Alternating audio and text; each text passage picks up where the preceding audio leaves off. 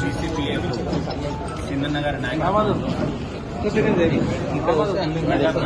ఐక్య వేదిక ఏర్పాటు ద్వారా మరి ముఖ్యంగా కాంగ్రెస్ రేవంత్ రెడ్డి గారు కామారెడ్డిలో ఇచ్చిన బీసీ డిక్లరేషన్ 42% చట్టబద్ధత కల్పించే స్థానిక సంస్థల ఎన్నికలకు వెళ్లాలని చెప్పి ప్రధాన డిమాండ్ ద్వారానే ఈరోజు సమావేశం ఏర్పాటు చేసుకోవడం జరిగింది.